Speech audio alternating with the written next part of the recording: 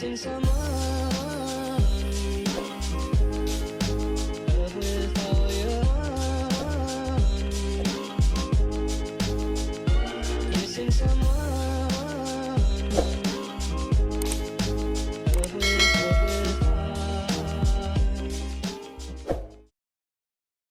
Hi guys, welcome back to my channel. So I quickly want to take you guys back to an old video. If anyone has watched this one, this is going to reference back to, I believe it's episode 153, and in this episode, this was the first time that I did this client's hair.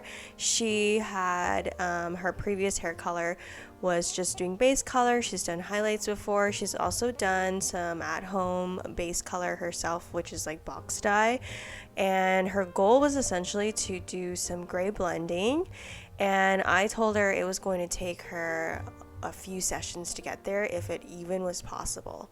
So this is kind of what her hair looked like after she had left. Mind you, this client now has been with me for almost a year.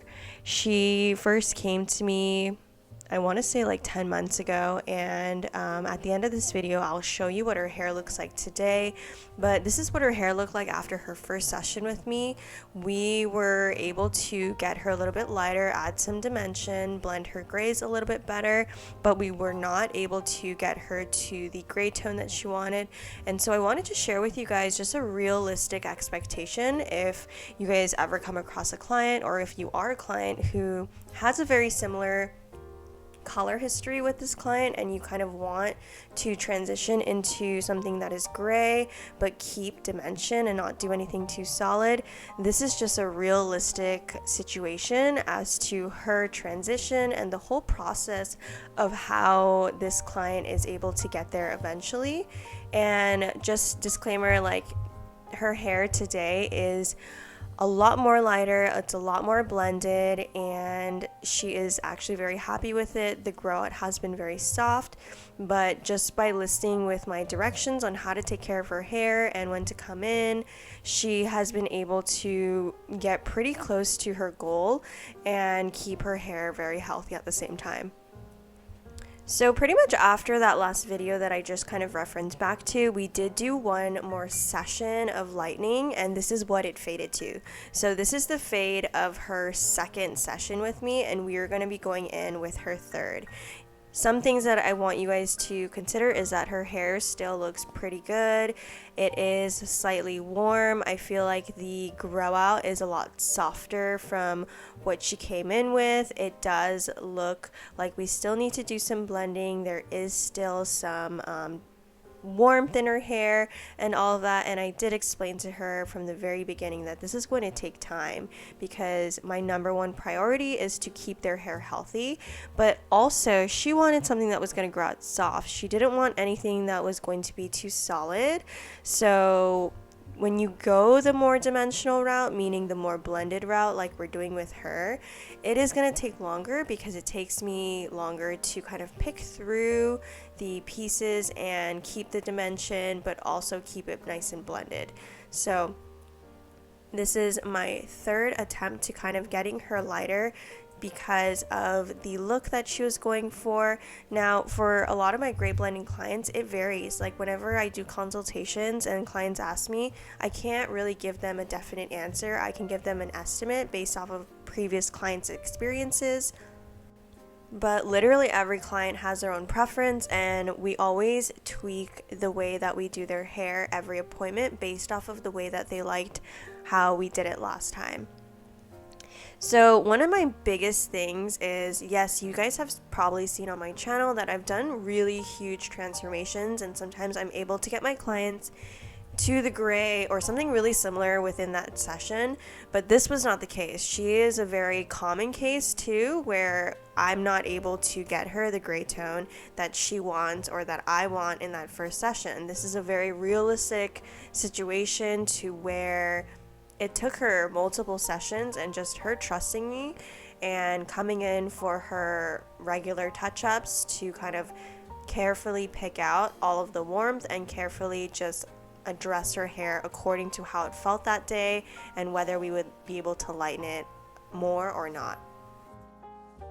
Now, today I don't really want to go in depth of my placement, but just an overall view. I do some highlights around the nape of the neck, and then I do a center parting all the way up to the money piece. When I do these center partings, I do slices all the way up, and then according to however the client wants their money piece, I'll address it then. My lightener that I'm using is the Danger Jones powder lightener, which is 9+ levels of lift, and I find that it works great for darker hair or any hair that needs to be gray or silver. Now, after doing this appointment, I do remember telling her that we definitely had to take a break from lightening her ends. It wasn't like her hair felt super damaged or anything, but I could feel that after this session that if we did another session, it could feel a lot drier than I would have liked it to. So I knew that we would have to stop lightening the mids and ends and just kind of go from there. And so we were able to kind of get her to a point that we could just touch up the color that she was doing, and she was pretty happy with it as far as the grow out. So a lot of times when clients come in with like really dark hair or a lot of color history, like they did box dye, they've done years of like base color that's been like a level 2 or 3 or anything dark, and then they've had highlights and then they darken their highlights. Those are kind of the really concerning things that I look for when I do a consultation, because those are definitely all things that make it a lot more difficult when doing or transitioning a client to do something that is more gray blending or even anything on the gray side. So whenever I hear those things from a client, like that's their color history or anything like that, I definitely let them know that, as you can see from her previous video and her first session with me, that a lot of times I tell them that it's probably going to take them a few sessions to achieve, or it might not even be possible, because the lightest that their hair might even get is like a warm brown. And that's kind of what she left with after that first session. And just with the care and maintenance that she was able to take, like follow my directions by keeping her hair moisturized, she was able to come in and I was able to relighten the mids and ends. Now, if a client came in and, like, let's say today when I'm doing her hair felt too dry during her consultation, I definitely would not have lightened her ends like I will be doing later in this video, because her ends just wouldn't be able to take it. And so as a hairdresser, I definitely know when or when not to lighten the ends, and based off of how they're taking care of their hair and what they're doing and how their hair feels when they come in is what I will determine whether or not they can lighten it.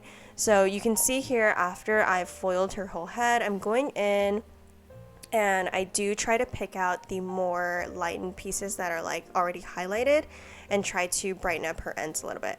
And that definitely helps a lot with getting her a little bit lighter so that we could do something a little bit more ashier on her hair.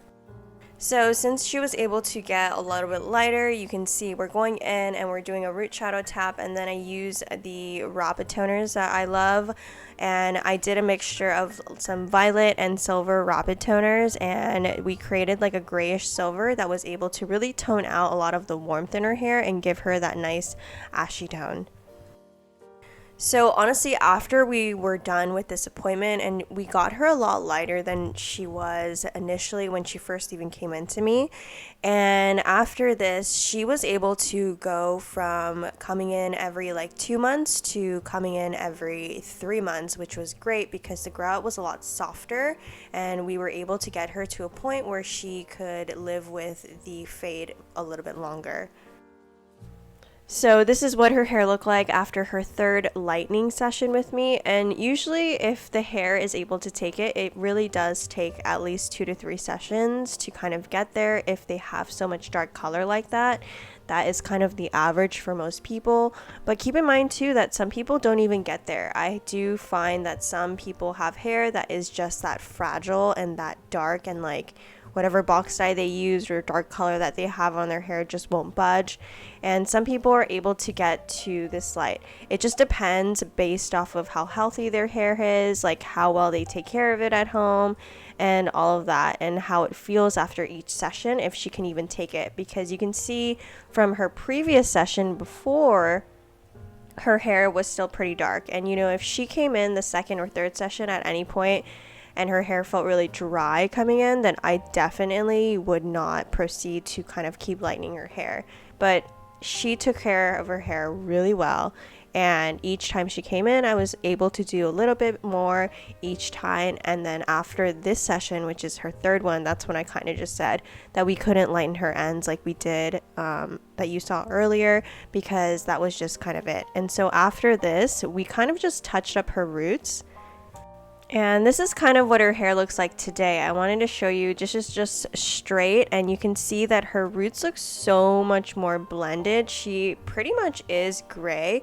There's a little bit of residual color on those ends, but overall she's very happy with the way that this fades out, and she never really feels like her roots really bug her up until maybe like 3 or 4 months. And I find that she's able to maintain such an ashy tone at home with the recommended purple shampoo that I give her. Alrighty guys, that is it for this week's episode. Thank you guys so much for watching and tuning in, and as always, I will talk to you guys next week.